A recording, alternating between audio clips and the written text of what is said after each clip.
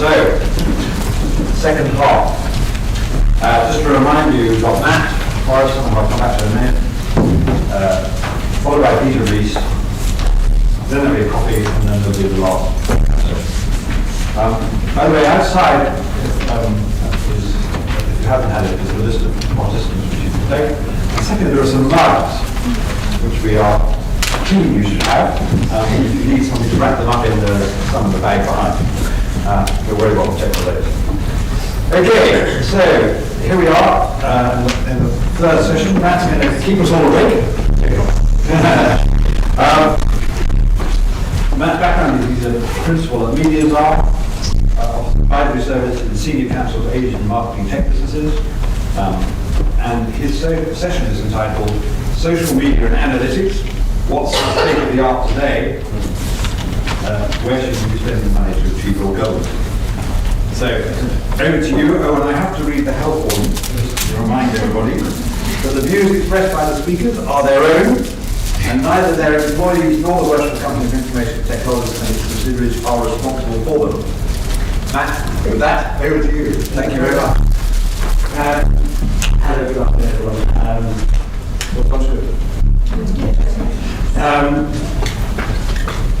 So I'm now at Mediaczar, which is my own sort of consultancy thing.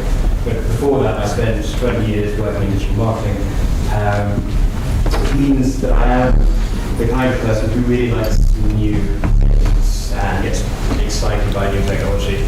And about, I'm not sure how long ago, I began to realise that I couldn't keep up. And that this was a trend and it was going to get worse. And today I find this most easily expressed by, do I have a Mediaczar account yet? Do I have I am on Snapchat, but I'm beginning to get to the point where I haven't got a clue why.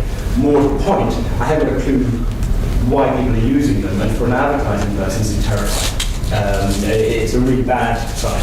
So when I began to realised these things were multiplying very, very fast, and they were much faster than success could keep up with them in most cases. So I transmuted my love of technology and new things more and more into a nerdish obsession with data, which allowed me to continue to innovate and find new things and all the rest of it, but to limit the number of platforms I had to even think about, and need to have the data at my fingertips to say things like, well, that's not worth doing, or better, that's not worth doing yet. So I've been messing around with data and for an awfully long time now, and I'm afraid this is going to be the most nerdish presentation that you're going to see. Well, this year, it's coming up the end of this year, so I probably said it. So please bear with me. This is what my bosses thought I did. They thought I delivered insight. They saw these perfect insights sort of, gliding across the still face of the water. What they didn't realise is that something like 90% of the swan is actually hidden by the water, I think. And that is what I spend my time doing. I spend my time mostly getting stuff wrong. Mostly I am looking at things and not finding an answer, and I am trying to find value where there is none. And that's the value of people like me. And I'm afraid it's the value of many of the people here is learning that things are wrong, and knowing when they're wrong is really massively important. You just don't have to tell anyone. Focus on this bit. And so, when it comes to the social media listening, social media analytics, a lot of what I'm going to try to do today is how I find out things are wrong, how I have discovered nothing, what the problems are, and I'm hoping that this will chime some kind of chord with some of you. It's like, yeah, no, I've always thought that. So we'll see. So the first thing is, I'm probably not really going to talk too much about the actual analytics side of things. This is your Facebook analytics over here, that's Heineken's page. We have 12.9 million page likes. And this is Topshop's their Twitter analytics. All very useful, big numbers that mean nothing by comparison with anything else. I mean, if I take that Facebook has 1 billion active users every day, that's a big problem. Yeah, competing TV number. But I had to persuade my clients to take money out of TV advertising and put it into digital advertising. That was my job. And I had to give them the kind of arguments that that didn't leave them going just looking at me in a pitying sort of way.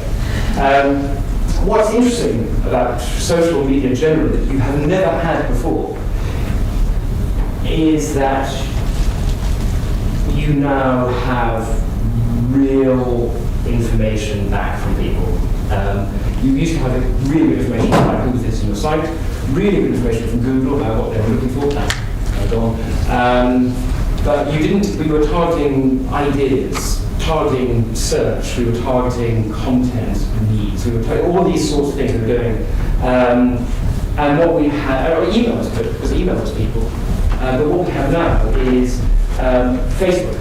And Facebook, when I'm on my phone, and when I'm on my computer at home, and when I'm on this laptop here, I am the same person as far as I'm concerned. And they can follow me around the web, and they can see what I do, and it's amazing. So this is a very simple thing I did, which is I look to see who loves theatre. I'm trying to make this as relevant. It's really most of this is technically relevant to, but this is it. I tried to fit it to the audience. And as a theatre lovers, there's 6 to 7 million people in the UK who say they love theatre. I hope you're, well, I would have done poetry had I known.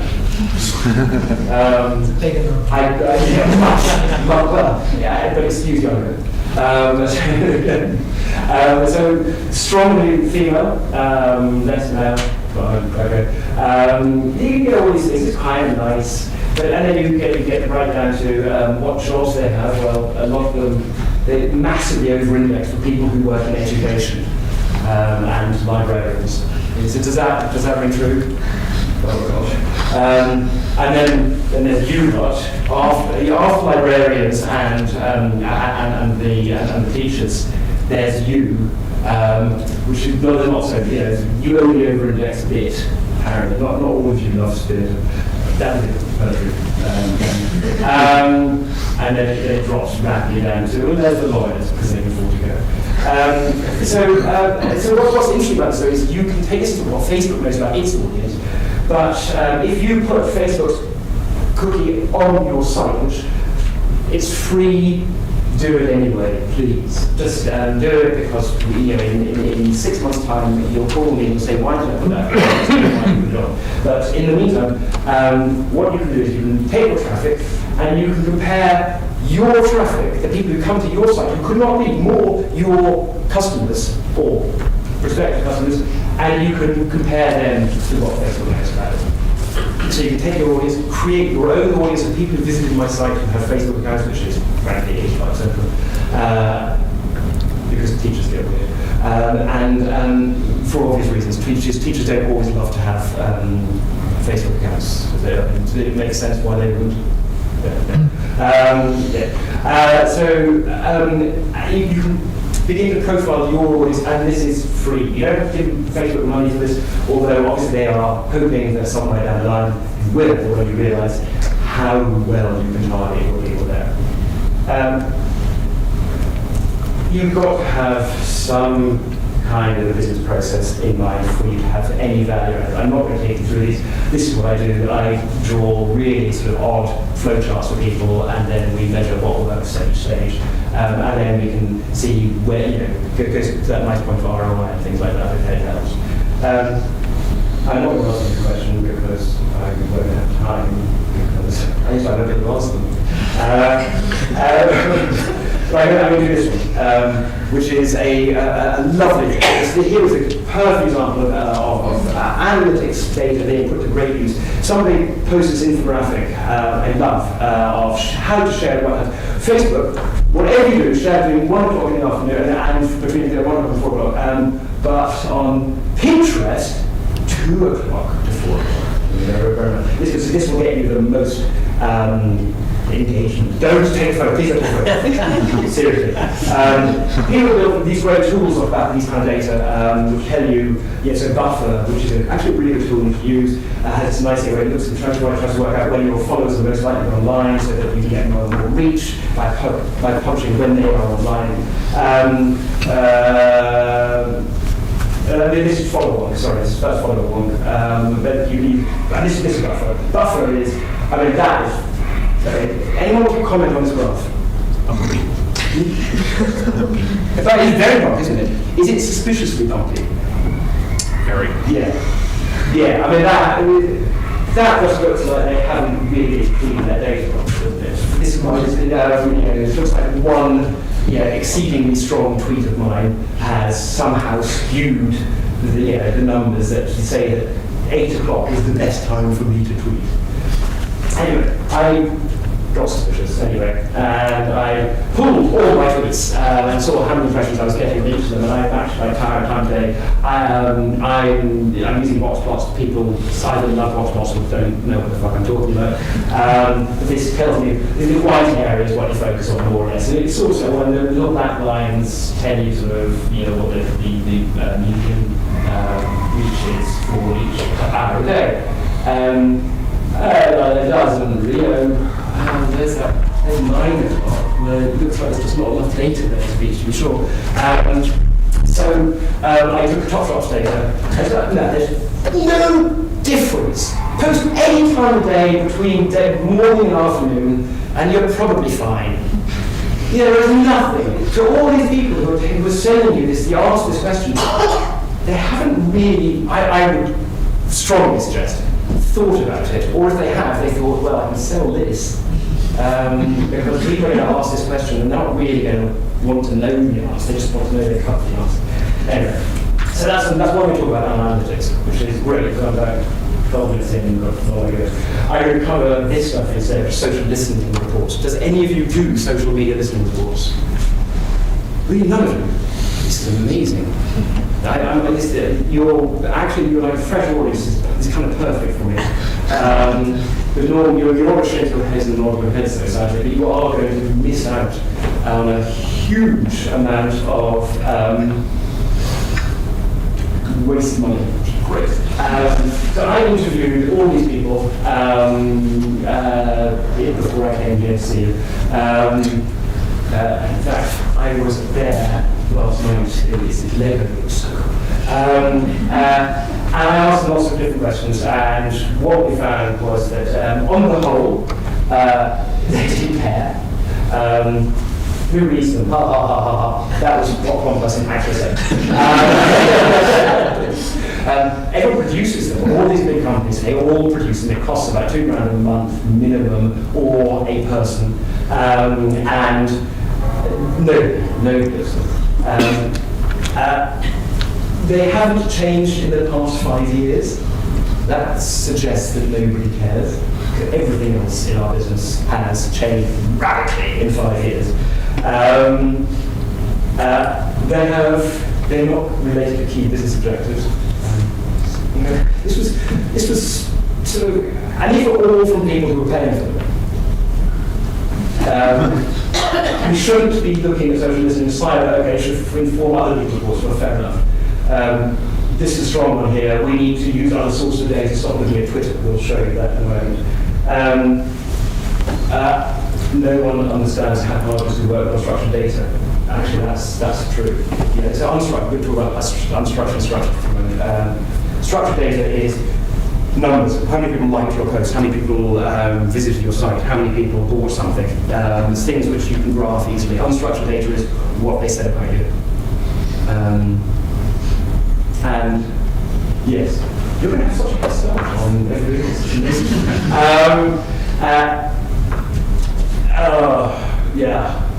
this all comes down to nobody cares, ultimately. It's just not a science, nothing's repeatable. Our teams tweak their billions. Does that mean anything to anybody other than the IT team? No, well, tweaking your billion is a very, very important thing. And the graphs are on. They all have the same graphs, they're all meaningless. It's again something else. This is different. It's been 5 years. We should have something better by now than the word cloud. Well, you'll recognise word cloud when you see good is massively overrepresented. People forget that social media mentions aren't the reference responsible.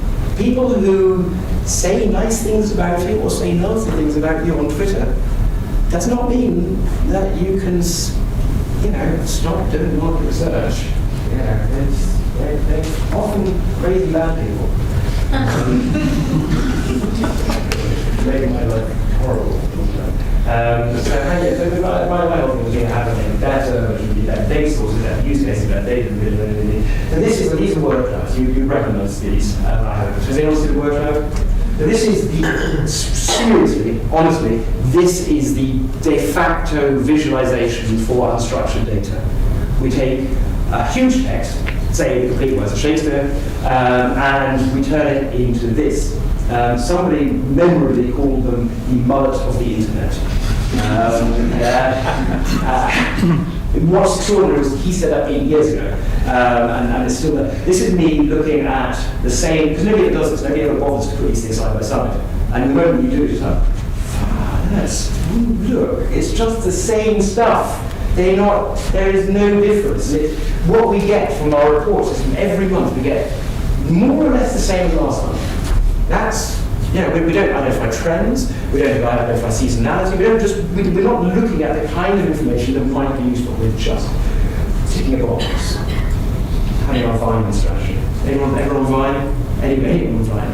One person on Vine, 2, 3, excellent. But with no Snapchatters.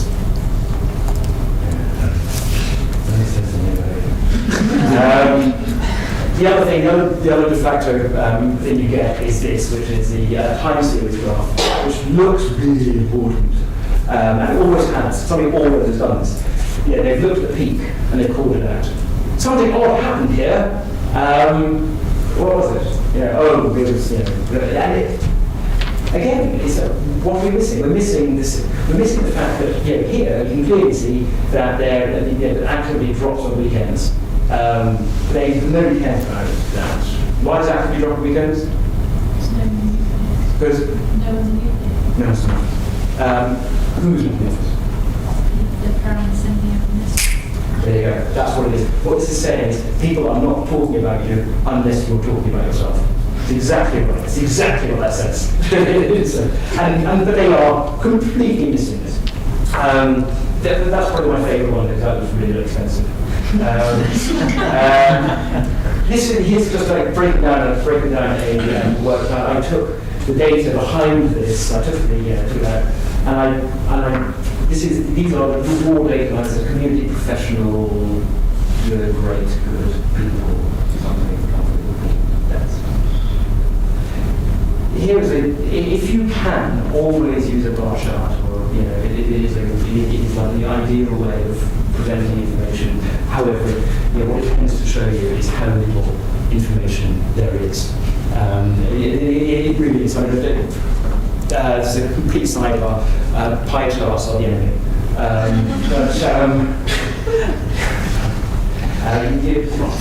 Look it up. But there is. Even with it is hard to interpret this. What people like about it, what professionals like me enjoy about this, is that when I show it to a client, it's like a Rorschach ink. Let's say that like this. It's like an ink plot. People interpret them, but that's the data. There is nothing to interpret. This is a relatively good way of doing it. You manually store everything, you try and work out, you try and tell a story using this. Here's my favourite pie chart. This was a real one. This is a real pie chart that went to a real client who went Weight Watchers, and it said, and here's where your traffic, here's where your mentions are.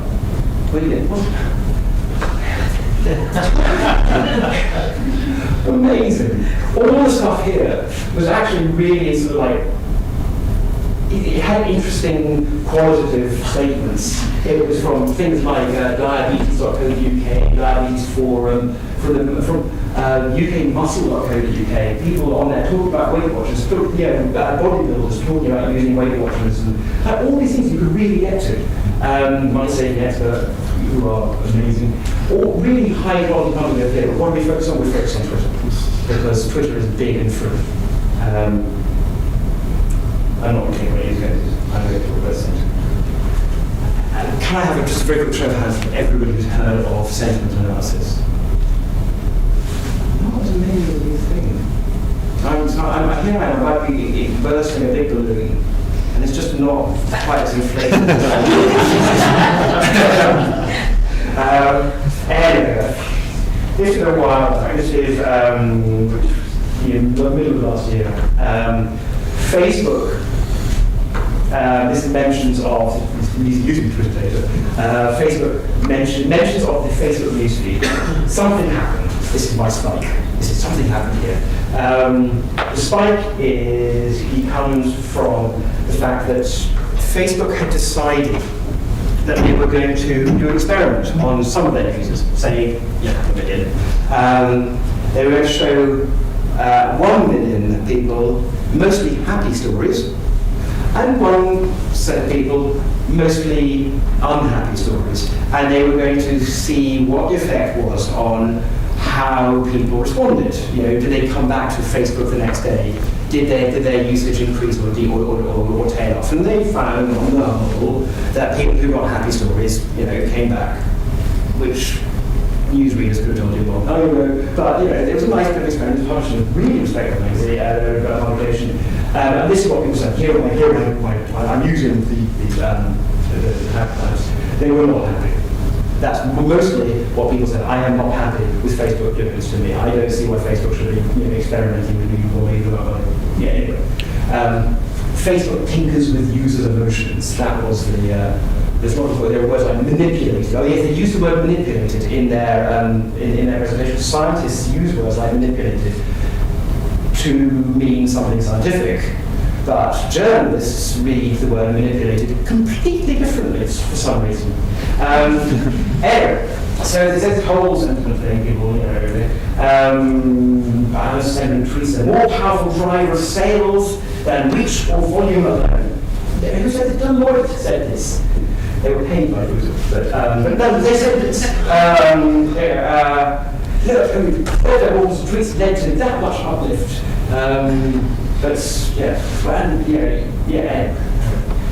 There are agencies who say things like, "We want to release a positive around your brand." I might have said that at some point. Now it's still going to go ahead these like and here they are. Here's a case study for them. They see a 233% increase in. Do they even have an agency? People have agencies. Don't let them report percentages. Really, it's just call them out on that. Publishers everything, that publishers nothing and fair, but the reality is this. The reality is the sentiment analysis isn't great. And when I started doing this whole stuff, I thought this was amazing. I'd see into my audience's mind. I'm literally going to see what they think of me, which turned out not to be so great. And if you think about how you set up a sort of what you're looking for, not just the volume, who are they? Do they have authority in space? Are they, for example, an important theatre critic? What are they talking about? How relevant is it to me? And what they think. Is it nice or not nice? That is interesting. So this is high. I'm going to present again. High culture. Mrs. Brown's boys. I took 4 different tools, and I got 4 different measurements of exactly the same data.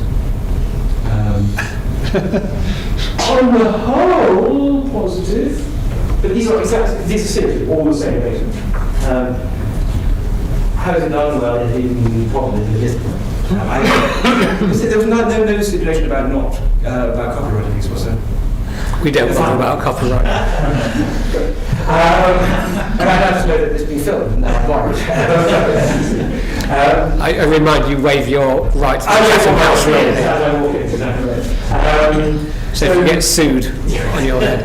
Three main approaches to addressing sentiment, so if you're working out whether sort of something is nice or nasty. Lexical analysis, well, we just single pane classification, and manual. I should take you through all three. Lexical analysis is literally you have a list of words, and somebody says if they are positive or negative. So,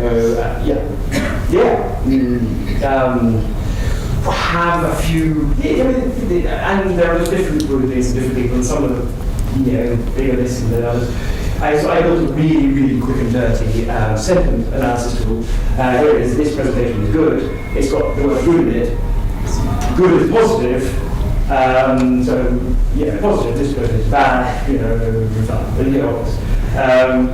This person is no good. Well, it's got the word good in it, so it must be positive. Not very many problems here. This presentation is useful. That's a chocolate teapot. Useful's good. Chocolate's good. We really have those problems. What is interesting is that Facebook used this technique when they were doing the positive and negative sort of social sort of experiment. Not how I roll. The alternative is classification. Classification is you find a list of positive things, and you say a list of positive, and you train a machine to recognize them. And then you find that, so you train a machine to recognize negative things, and then anything which doesn't fall into those is neutral. And you don't have to remember this, there is no exam. But that's sort of, a massively oversimplified representation. Here is a classifier. This presentation is good.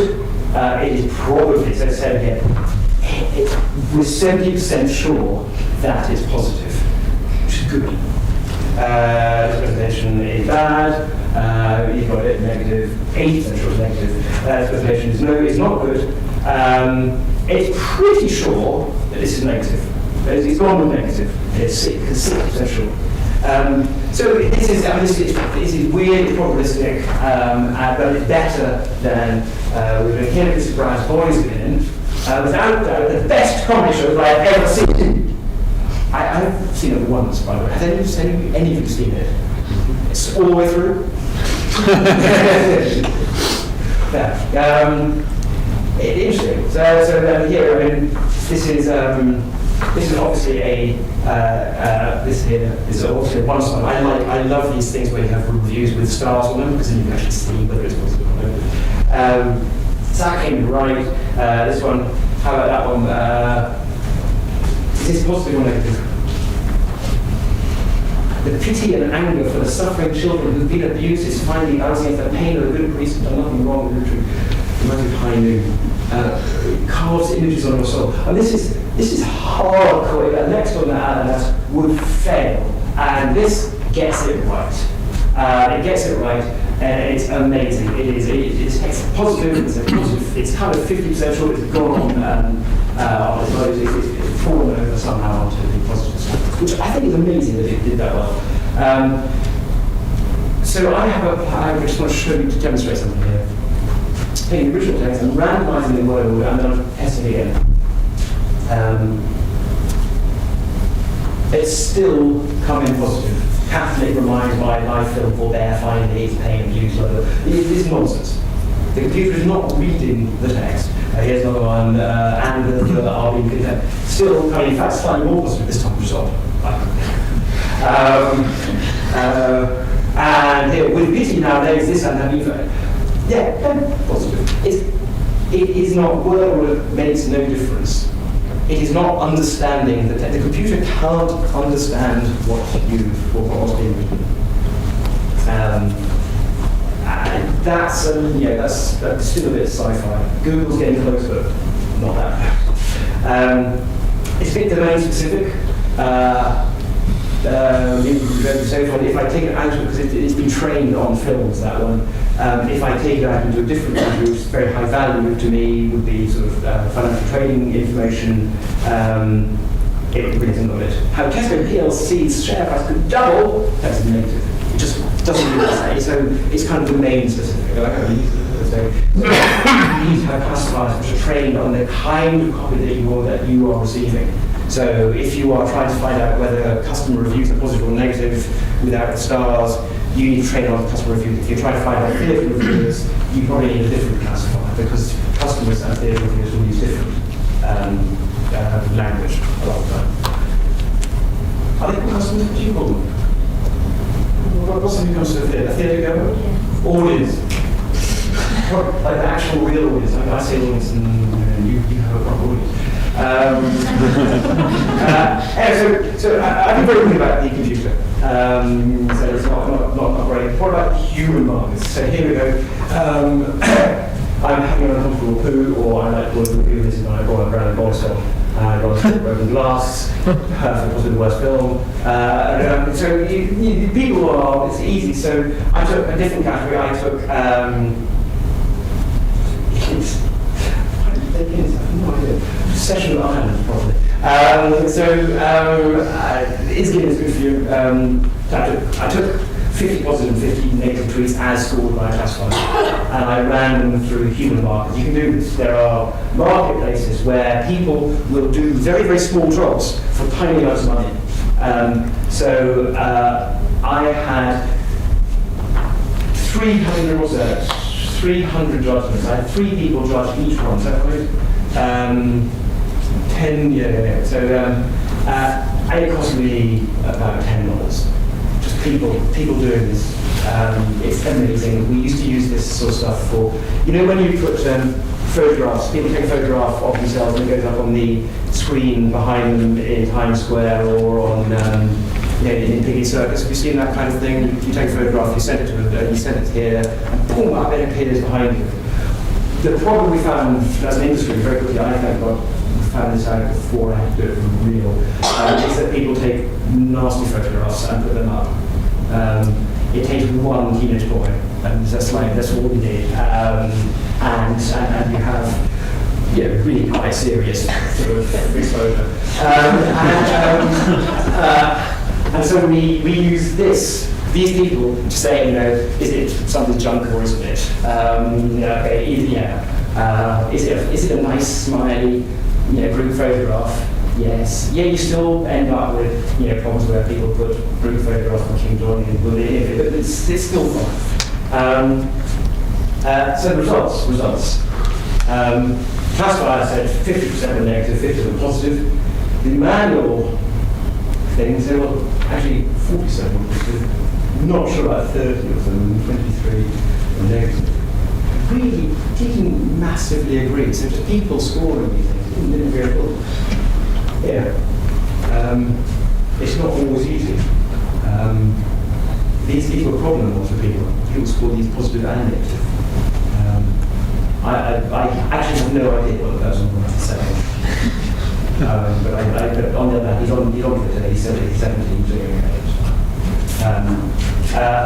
Okay, I'm going to test for you guys.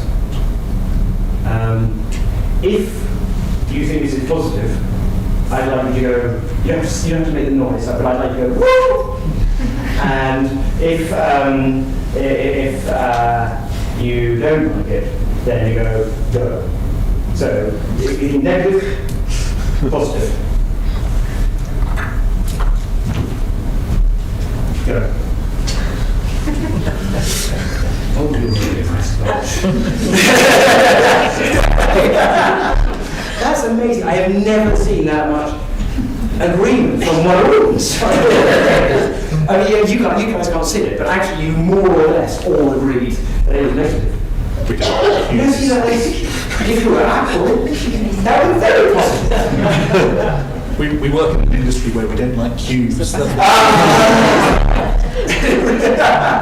Our cue is not a sign of popularity. People just join. In Russia, people used to join cues because there was a queue. Because there must be something. So here's the thing. Surely that if there are big enough numbers, you can just round yourself out. You got millions of people on the internet. They're all tweeting. You might be getting these odd examples where it's wrong or it's right. Here's it.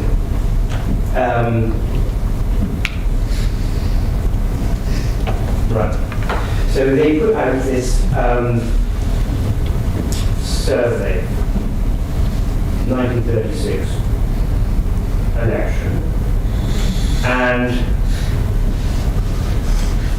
it was between this chap, Alf Landon, and Roosevelt to make president. None of you's heard of Alf Landon, so you know what the answer is. But the Literary Digest, who were a huge and massively important magazine at the time, interviewed 2.5 million people, and they said that Landon was going to win by sort of 57%, with 57% of the vote.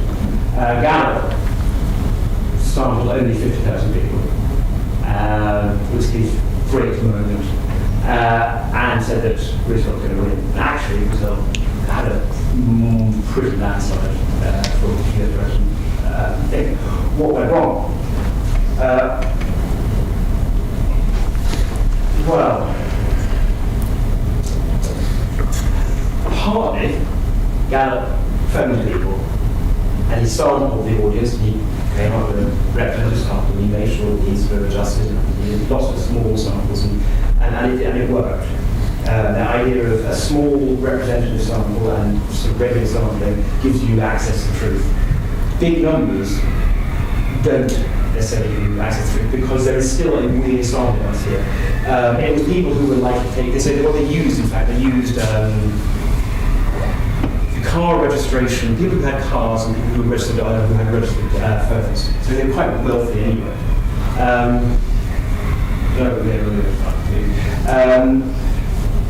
And it just didn't work for them. So basically, quiet recommendations. Don't be fooled by fans. It doesn't matter whether people like you or not. What matters is whether people are buying tickets. If they hate you and buy tickets, then you will. And the Daily Mail, who were a client for a while, if you were to look at their sentiment analysis, on the whole, the Daily Mail is not loved in social media. Nonetheless, their business is fine until, well, you know.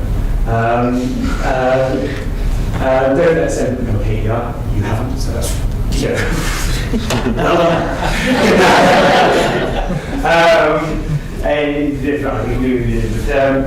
so here is the last. I may be very negative, I'm sorry, but I have 3 minutes left. But feel free to ask questions as we're going. What should I don't really have any answers to this. First of all, just live and learn to accept that there is no such thing as accuracy in social media. Does everyone recognise this image, by the way? My wife said that none of you would because you know. Yeah. For the matrix. Thank you. Yes, that's Keanu Reeves. Or moody, or possibly joyful. You can't really tell where Keanu Reeves. And there is mystery, but it doesn't matter. There is just don't think that you're going to get some amazing picture out of this. You need to have some plan for why you're going to use these data. I have one client who waits for important people, as in judged by having more than 1 million Twitter followers, to tweet about them, and when they do, they're getting story out of it. Happens maybe twice a year, but they know what they're going to do. This is a lovely thing. Carlsberg responded to the Are You Beachbody Ready campaign, which was getting lots and lots of traction in social media, with the Are You Beer Body Ready, which was brilliant because well, they wanted photographs of it. What they didn't do was do some clever social media campaign. They did an out-of-home campaign which people could take photographs of and share in social media, which is much smarter. Real world always trumps digital if you can do stuff there. Or you have venues. And real people doing tremendous stuff. Be very selective about don't listen to Twitter. Don't just listen to everyone on Twitter. Create a list of theatre critics. Create a list of whatever actors. And listen to what they're saying. Ignore most of Twitter because most of it isn't relevant to you. Just think about literature. Wikipedia is still where most journalists will go for most stories first, which is shameful, but interesting. Look at what's happening there. I mean, how many of you check your Wikipedia pages regularly? Keep an eye on when it's changed? Yeah, that's impressive. I mean, it's just selfie. And this is where it's going to get really weird. Look at forums and boards. People that stuff that happens on forums and boards, not represented on the whole internet, but some really good positive insight there. This is the bit where we're getting it really early. I'm sorry. Just try and hold on, and I'll go fast. First of all, every single social media listening tool gets their data from the same places. More or less, if you want Twitter data, you have to go to it. You get news data over here. And it's cheap.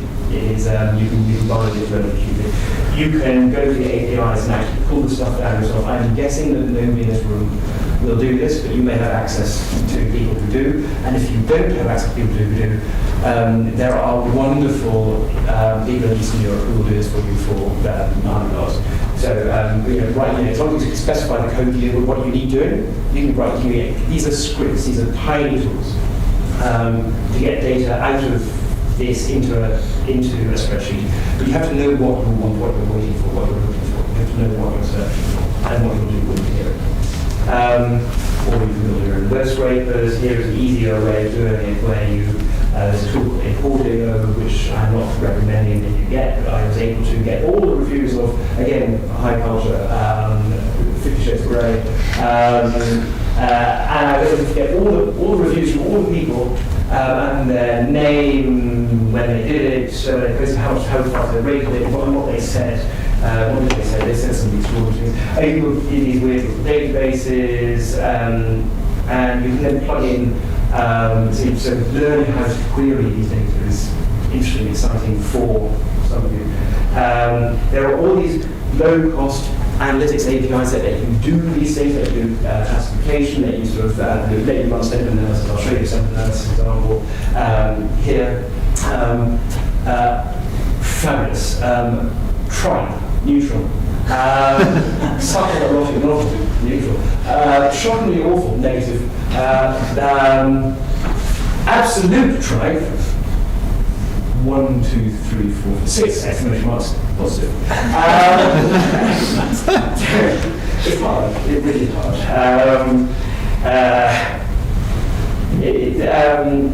Intuition.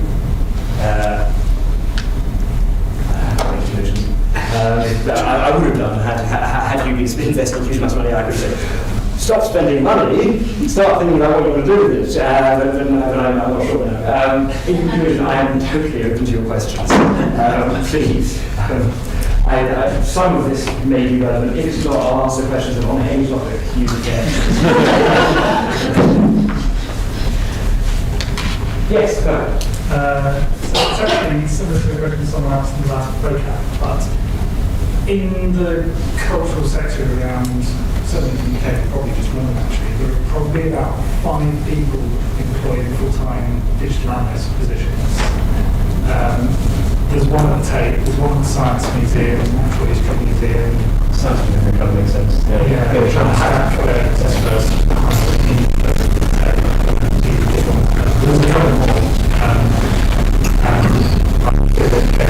So also there are benefits of that kind of job, and having that in that kind of organisation. If this is a kind of emerging thing, yes, and it's not a big thing, where would you suggest organisations start? So let's take out the individual first. I'm an English graduate. Spent a lot of time at university, not getting a job, and came out not into anything. I mean, English graduate. Any of you guys know? Yeah.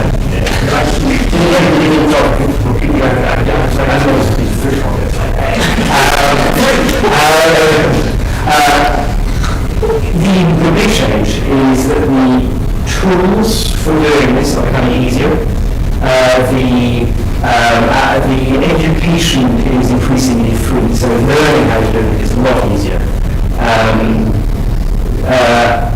Communities of like-minded people who are trying stuff, failing, getting it wrong,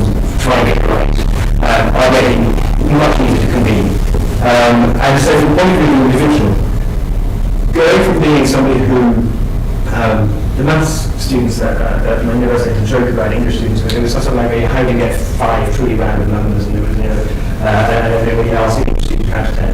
And it's true, slightly, I was always thought of myself as a numerate, and I've had to learn numeracy and learn that kind of literacy,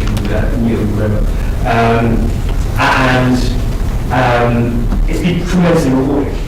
So I think from the point of view of the individual, self-learning is clearly the right way. From the point of view of the institution, it is about, at this stage, encouraging those individuals. I don't think anyone's going to hire data scientists or analysts but the value of the individual to the organisation and the value of that individual in the marketplace are going through the roof these days. So it's worth it for both growing your own, find the person who's interested and encourage them, and give them a bit of budget. Not much. They don't really need much. They really don't need much. Most of the tools are free. Or sure, good tools are free. So any other sort of anyone feeling sort of that they want to go out and scrape reviews of review websites? Really? Really?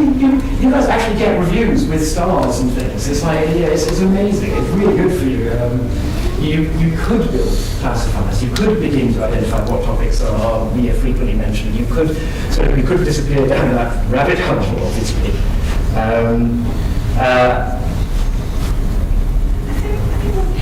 Out of the early part of the conversations, quite often we already do qualitative research with our audiences, asking them for feedback or emailing them, asking them to do an email survey. So we tend to get information from sources that are possibly broader than just through social media, because social media is still only a very small proportion of our overall audiences who may well be wealthier, older, less digitally engaged people, and to just scrutinise social is actually skewing our look at our own audience. I think that's true.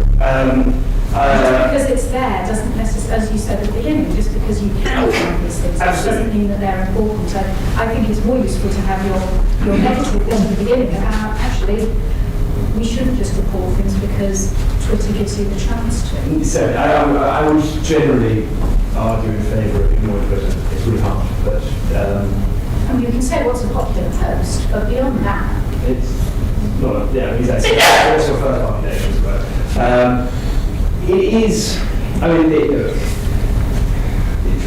this whole thing of mostly librarians and school teachers. It's true that people are not. Don't always assume that social media use skews too young. It skews youngish, but not really young. The amount of time you spend trying to persuade clients that this is not a way to reach teenagers, because actually, much as they are on Facebook, that's not where they live. They live in Snapchat, and we're not going there.